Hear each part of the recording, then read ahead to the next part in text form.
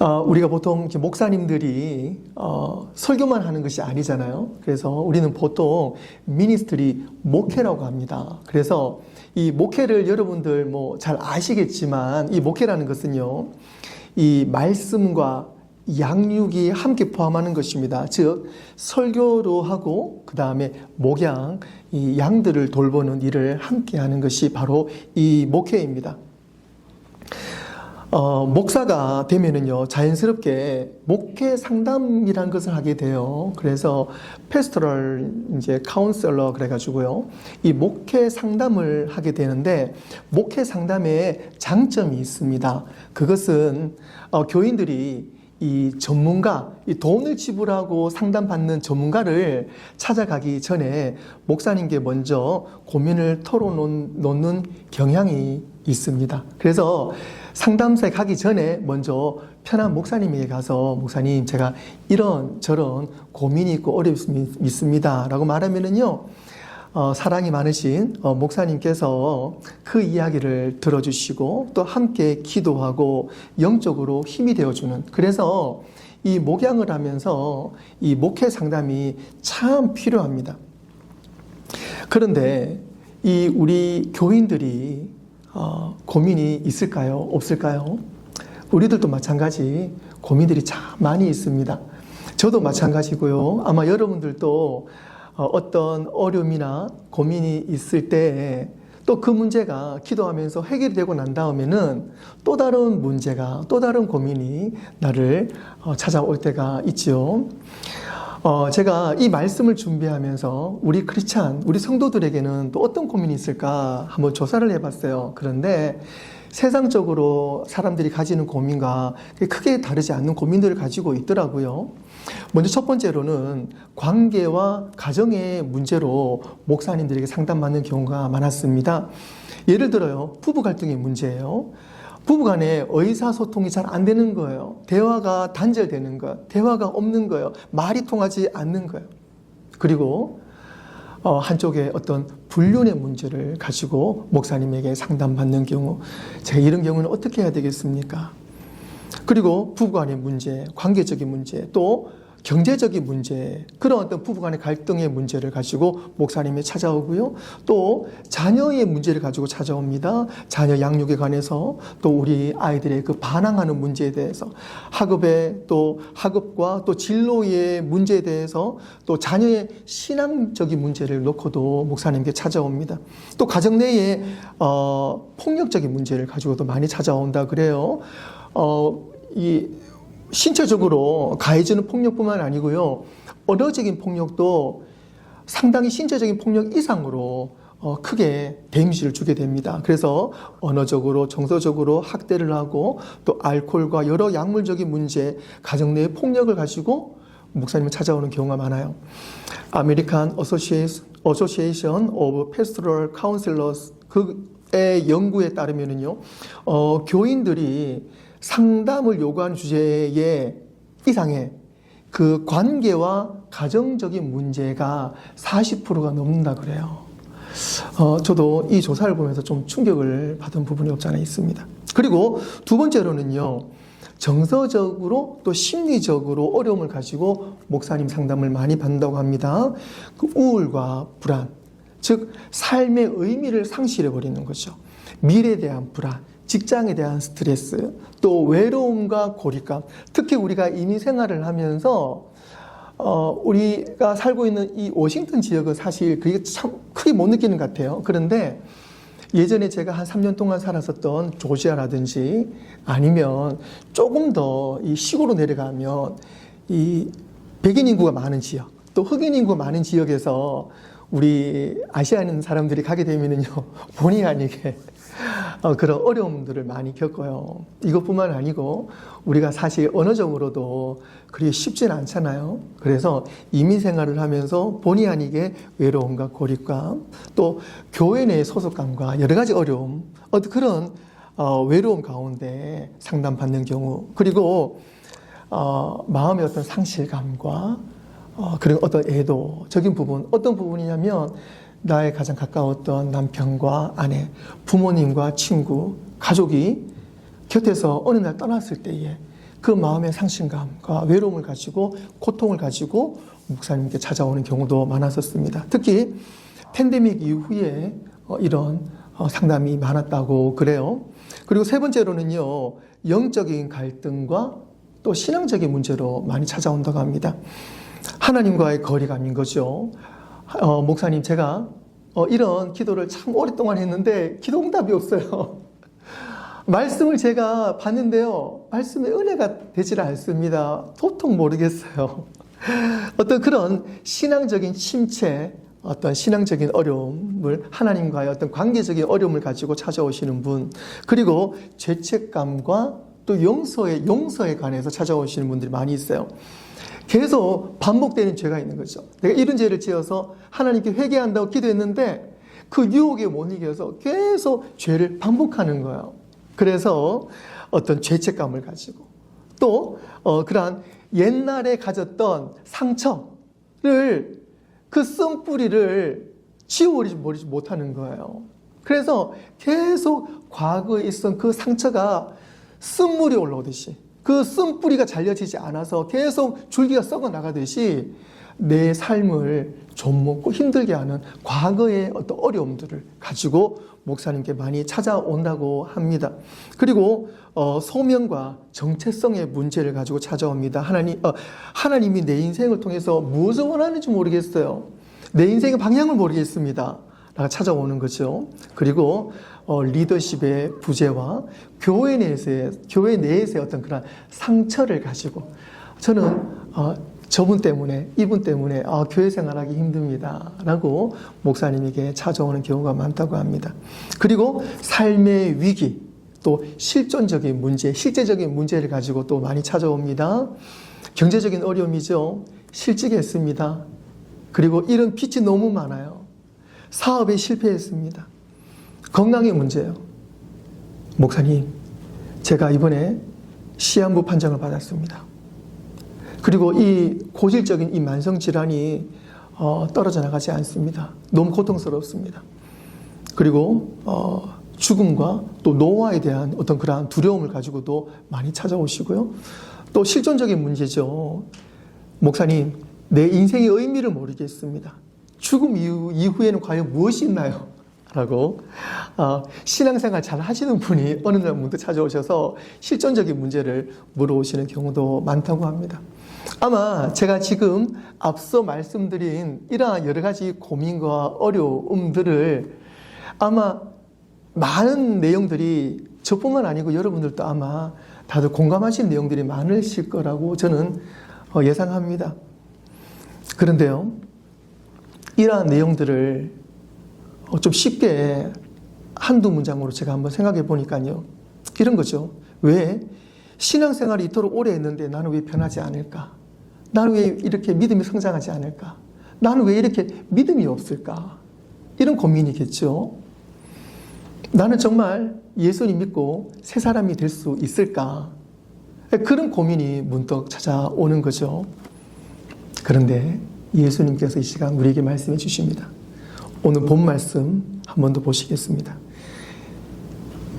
예수께서 대답하여 이르시되 기록되었으되 사람이 떡으로만 살 것이 아니요 하나님의 입으로부터 나오는 모든 말씀으로 살 것이니라. 예수님께서 또한 유대인들과 제자들에게 이런 말씀해 주셨어요. 요한복음 8장 32절에 진리를 알지니 진리가 너희를 자유롭게 하리라. 아멘. 진리란 무엇입니까? 세상의 바른 이치가 진리 아닌가요? 예, 그 진리일 수 있습니다. 변하지 않는 것이 진리일 수 있습니다. 그런데 세상에서 변하지 않는 것은 오직 하나입니다. 그것은 오직 말씀이시고 말씀 대신 예수님이십니다. 그래서 우리는 진리라고 말하면 보통 로고스, 예수님의 말씀을 말하는데요. 그리고 이 진리는요, 이 말씀은요, 예수님 그분 자체를 의미하는 것입니다. 그래서 진리를 알지니 진리가 너희를 자유롭게 하리라. 이 말씀은요, 진리를 알지니 우리가 말씀을 알 때에 또 예수님을 알 때에 우리에게는 진정한 자유함이 있다는 사실입니다. 아멘. 영적 성장은 거짓을 버리고 진리를 깨닫고 진리로 채워지는 과정입니다. 우리는 반드시 말씀으로 살고 말씀으로 채워져야 하는 존재입니다. 왜 말씀으로 채워져야 합니까? 첫 번째로는요, 말씀만이 생명이고 말씀만이 능력이기 때문에 그렇습니다. 요한복음 6장 63절에 살리는 것은 영이니 육은 무익하니라. 내가 너희에게 이런 말은 영이요 생명이니라. 사랑하는 성도 여러분, 하나님의 말씀은 세상의 어떤 말과도 다릅니다. 그것은 살아있는 하나님의 영이고 생명 그 자체라고 말씀해 주셨어요. 내가 너희에게 이런 말은, 하나님의 말씀은, 예수 그리스도는 영이요 생명이라. 하나님 말씀하실 때 우리는 그 즉시로 상황이 바뀌게 되어 있습니다. 우리가 인지하지 못하는 순간 우리가 말씀을 의지할 때 말씀이 우리의 상황을 바꾸기 시작한다는 사실입니다. 세상 만물이 존재하는 이유는 하나님께서 말씀으로 창조하시기 때문에 그렇습니다. 말씀이 모든 것을 있게 하셨습니다. 오늘 우리가 살아가고 있는 것도 하나님의 말씀 덕분입니다. 야고보서는 이렇게 말씀하고 있습니다. 1장 18절에 그가 그 피조물 중에 우리로 한 첫 열매가 되게 하시려고 자기의 뜻을 따라 진리의 말씀으로 우리를 낳으셨느니라. 하나님의 말씀은 생명을 창조하고 믿음을 세우고 사람을 변화시키고 상처를 치유하고 환경을 바꾸며 소망을 불어넣어 주시고 유혹을 이기게 하시며 우리의 미래를 영원히 보장하는 능력이 바로 살아있는 말씀 안에 있다는 사실입니다.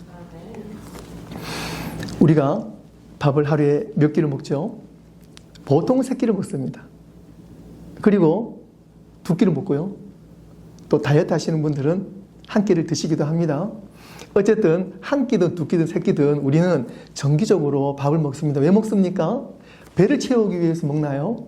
그렇지 않죠. 우리는 밥을 먹으면서 영양분을 공급받기 위해서 우리는 정기적으로 밥을 먹습니다. 마찬가지입니다. 우리가요, 말씀을 들을 때에 말씀을 한 번, 2번 걸을 수는 있어요. 바빠서 말씀 못 볼 때도 있고 못 들을 때도 있어요. 하지만 우리가 말씀 없이 말씀 먹지 않고 살아갈 수는 없습니다. 왜 그렇습니까? 우리는 말씀으로 창조되었기 때문에 말씀을 먹어야지 살아갈 수 있는 존재입니다. 예수님께서 사람이 떡으로만 살 것이 아니요 하나님의 입으로 나오는 모든 말씀으로 살 것이라 하신 이유가 바로 그것입니다. 육신은 떡으로 우리의 살이 붙지만 우리의 영혼과 육신, 우리 모두는 말씀에서 왔기 때문에 말씀으로 살아야 합니다. 그래서 욥은 이렇게 고백하지요. 욥기 23장 12절에 내가 그의 입술의 명령을 어기지 아니하고 정한 음식보다 그의 입의 말씀을 귀히 여겼도다. 아멘. 말씀은 우리의 진정한 양식입니다. 정한 음식보다 그의 입의 말씀을 귀히 여기노라. 성경은 말씀을 젖, 떡, 단단한 음식, 꿀에 비유하고 있죠. 우리 말씀을 읽다 보면은요, 말씀을 젖에 비유하고 떡에 비유하고 단단한 음식과 꿀에 비유한다는 것을 우리가 볼 수가 있습니다. 마치 우리가 그 요리점에 가면 그 4가지 코스 요리처럼 음식 먹듯 성경이 그렇게 비유되고 있어요. 그 이상으로 성경은 우리에게 여러 가지 모양으로 먹여지고 꼭 필요하다는 것입니다. 말씀은 우리 영혼을 자라게 하는 영양, 영적 양분입니다. 베드로는 이렇게 고민하고 있죠. 베드로전서 2장 2절에 갓난 아기들 같이 순전하고 신령한 젖을 사모하라. 이는 그로 말미암아 너희로 구원에 이르도록 자라게 하려 함이라. 갓난 아기들 같이, 여러분들 다들 이 갓난 아기들 또 키워보셨고 또 옆에서 보셨겠지만은요, 너무 예쁩니다. 근데 너무 신기한 것은요, 아기가 태어나자마자 그 분만실에서 눈도 뜨지 않은 이 가난아기가요, 엄마 젖을 물리면은요, 입이 그 젖을 따라가요. 여러분 다들 보셨죠? 너무 신기하지 않나요? 태어난 지 몇 시간 되지 않은 이 갓난아기가요, 눈도 뜨지 않았는데 그 입이 젖을 따라가요. 이건 하나님의 창조 원리입니다. 순리입니다. 오늘 베드로 사도가 우리에게 말하고 있는 예가 그거예요. 우리의 삶이 저 때는 정말 이 갓난아기에게 생명과도 같은 이 말씀 따라갈 때에 우리는 살 수가 있는 거예요. 너희로 구원에 이르도록 자라게 하려 함이라. 말씀이 우리를 자라게 한다는 사실입니다. 그러므로 사랑하는 성도 여러분, 말씀을 결코 당연하게 여기지 마십시오. 말씀은 생명이고 능력이고 우리의 삶을 지탱해주는 진정한 양식이 됩니다. 두 번째로는요, 말씀을 삶의 분명한 기준으로 삼으셔야 합니다. 디모데후서 3장 16절 말씀에 모든 성경은 하나님의 감동으로 된 것으로 교훈과 책망과 바르게 함과 의로 교육하기에 유익하다 그랬습니다. 여러분 집에 성경이 다들 몇 권 있으시죠? 네, 저도 이제 말씀을 준비하면서 이제 주변을 둘러보니까 저희 집에 성경이 참 많이 있습니다. 그런데요, 내가 이 성경을 많이 가지고 있는 것하고요, 나의 신앙의 어떤 성숙도가 달라요. 내가 말씀을 가지고 있지만 실질적으로 그 말씀 우리가 먹어야 합니다. 단 한 권의 성경을 가지고 있어도 그 성경책 속에 있는 말씀을 우리는 먹어야지 살 수가 있습니다. 우리가 이 시대에 많은 사람들이, 크리스찬들이 살아가고 있어요. 그리고 크리스찬들, 제가 예로 든 것처럼 성경책이 많이 있어요. 그런데 어느 조사에서요, 성경책에 비해서 말씀을 읽는 빈도가 참 많이 적다. 이게 뭐 농담 반 진담이지만 말씀에 영양실조가 걸린 시대다라고 말씀하시는데 좀 찔리는 구석이 많이 있더라고요. 그래서 우리 교회는 말씀으로 시작해서 말씀으로 끝나는 교회가 되어야 될 줄로 믿습니다. 예수님께서 내 말에 거하는 것이라고 말씀해 주셨는데요. 요한복음 8장 32절에 말씀해 주셨습니다. 그러므로 예수께서 자기를 믿는 유대인들에게 이르시되 너희가 내 말에 거하면 참으로 내 제자가 되고 너희가 내 말에 거하면 참으로 내 제자가 되고, 우리는 예수님의 제자라고 말을 하지만 예수님의 제자가 되기 위해서는 절대적인 기준이 있습니다. 그것은 내 말에 거하면 우리의 삶이 말씀 안에 있고 말씀 안에 우리의 삶이 들어가 있을 때에 예수님의 제자가 된다는 사실입니다.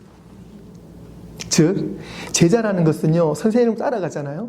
그 선생님은 제자를 책임지게 되어 있어요. 우리가 말씀 안에 들어가 있을 때 우리의 선생님 되시는, 우리의 생명 되시는, 우리의 주인 되시는, 우리의 인도자 되시는, 우리의 반석 되시는, 우리의 능력 되시는 예수님이 우리를 책임져 주신다는 사실입니다. 말씀 안에 거한다는 것은 곧 말씀을 내 삶의 기준, 인생의 기준으로 삼는 것입니다.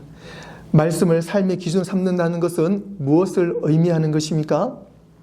첫 번째로 말씀의 권위를 받아들이는 거예요. authority, 권위를 받아들이는 것입니다. 말씀의 권위가 제일 우선에 있는 거예요. 여행하는 사람들의 필수 넘버원, 지참은 넘버원, 그게 뭐예요? 여행자들. 우리처럼 차 타고 이렇게 나들이 가는 거 말고요. 진짜 탐험가들이 가지고 있는 필수 넘버원. 물보다도 더 필수. 그게 뭐냐면 나침반입니다. 밀림에 가거나 사막에 가잖아요. 허벌판이고 그 울창한 밀림이 있어도요, 나침반을 가지고 있으면 그 나침반은 항상 북쪽을 향하고 있지 않겠습니까? 그래서 내가 원하는 방향이 있으면 그 나침반이 북쪽을 향하고 있으면요, 내가 동쪽으로 가기 원한다. 아무리 밀림이 울창해도 나침반을 보고 북쪽을 향하고 있으면 나는 계속 동쪽으로 갈 수가 있습니다. 서쪽으로 갈 수가 있어요. 남쪽으로 갈 수가 있어요. 사막도 마찬가지입니다. 동서남북 알 수가 없어요. 하지만 나침반만 있으면 내가 없는 길에서 길을 만들 수가 있습니다.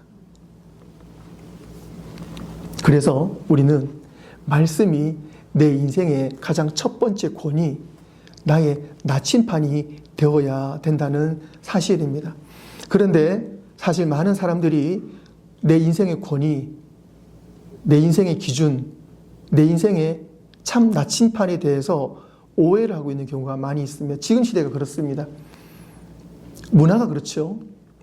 유튜브를 그렇고요. 인스타를 그렇고요. SNS라든지 신문이라든지 뉴스라든지 거기에 우리의 삶이 흔들릴 때가 있습니다.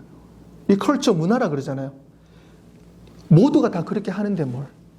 내가 이렇게 할 수도 있는 거지. 라고 말씀의 기준이 아니라 세상 문화에 내 기준이 잡힐 때가 있어요. 그것이 당연히 여겨질 때가 있습니다. 지금까지 인간들이 역사를 살아오면서 계속 그 문화 가운데에 잠식되었고 그 문화를 통해서 죽은 그 인생을 살아왔습니다. 두 번째는 뭐예요? 전통이죠. 우리 늘 이래 왔어. 우리 가정은 이래, 나는 이래, 내 성격은 이래, 내 습관은 이래. 그것이 내 삶의 기준이 되는 경우가 많이 있어요. 이성적인 문제죠. 논리적으로 이것이 맞지 않아, 수학적으로 이것이 맞지 않아, 과학적으로 이게 맞잖아. 과학이 증명하고 있잖아. 논리적으로 이것이 맞는 건데 뭘.